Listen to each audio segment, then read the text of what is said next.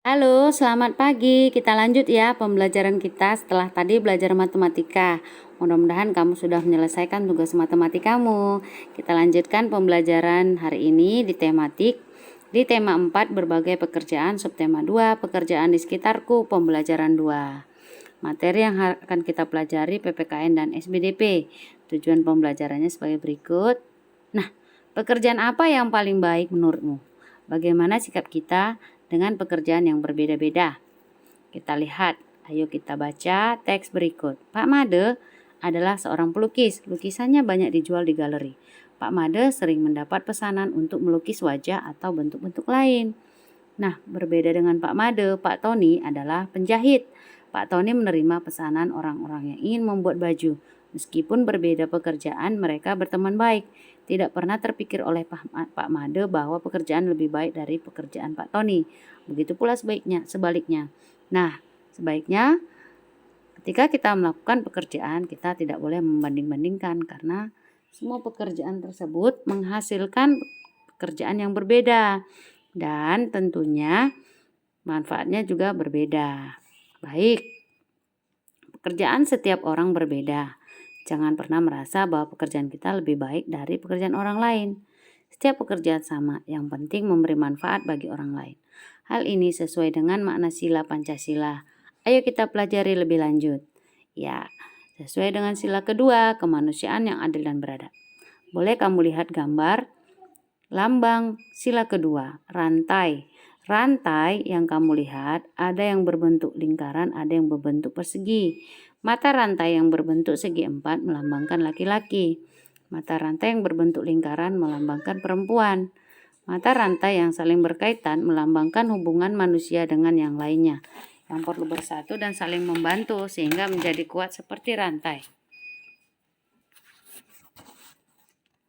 Sila kemanusiaan yang adil dan beradab bermakna, yang pertama, setiap manusia setara dan sejajar, beradab dalam rasa, pikiran, dan tindakan, anti penjajahan dan mengutamakan kebenaran dan keadilan. Jadi kamu harus bisa mewujudkan dari Pancasila sila kedua dalam kehidupan sehari-hari. Apakah sikap Pak Made dan Pak Tony sudah mencerminkan sikap sila kedua? Iya, jelaskan alasanmu.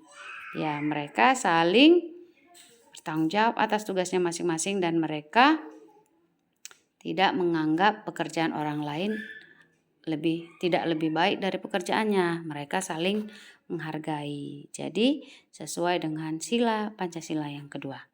Berikut contoh penerapan sila kedua di rumah atau di keluarga. Yang pertama, mencintai dan menghormati dan menaati nasihat orang tua. Yang kedua, menjunjung tinggi nilai luhur keluarga dengan ketulusan sehingga terjadi suasana keluarga yang bahagia. Yang ketiga, menjaga nama baik keluarga. Yang keempat, orang yang mudah menghargai, orang yang sebaya saling menghargai. Yang tua juga menyayangi orang yang muda. Setiap anggota keluarga melaksanakan hak dan kewajibannya, tidak saling mencampuri hak orang lain, dan saling membantu dan merasakan dalam kesusahan dan kegembiraan. Boleh kamu cari contoh yang lainnya, nak? Oke, berikut contoh penerapan sila kedua di sekolah. Yang pertama, menjunjung tinggi kesopanan dan pergaulan antar teman di sekolah.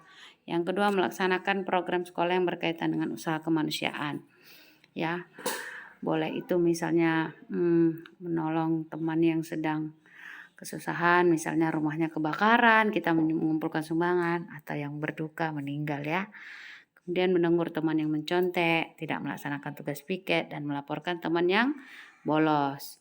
Atau menyalahgunakan uang sekolah ya, dimakan uang sekolahnya.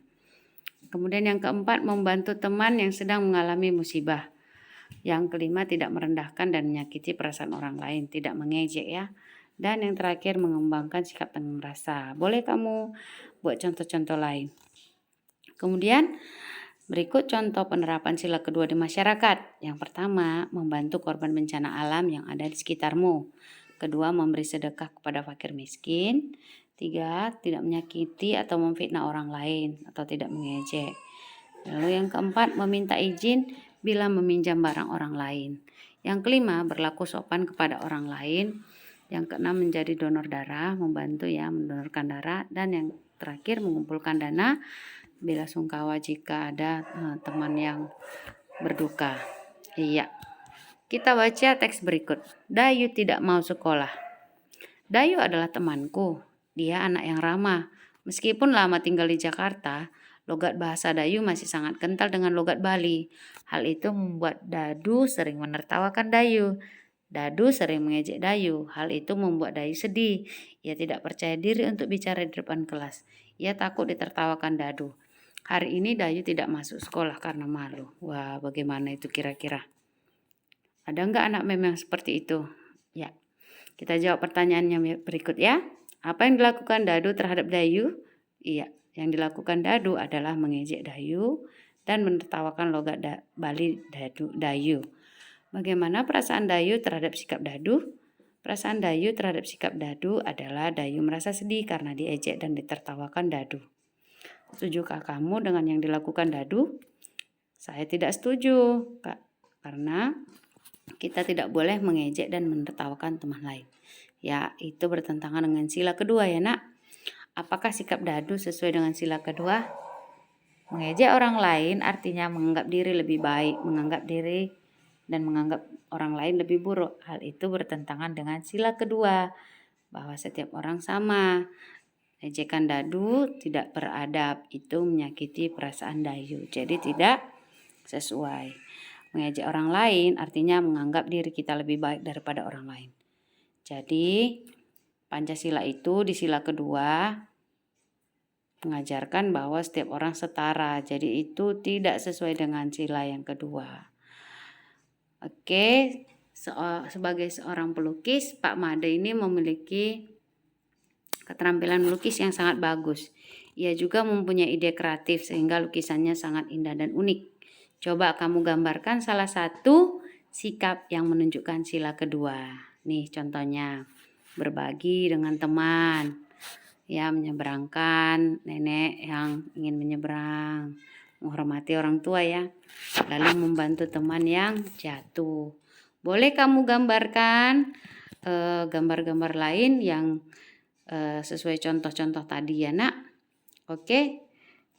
Sampai di sini dulu. Sekian dan terima kasih. Tuhan memberkati.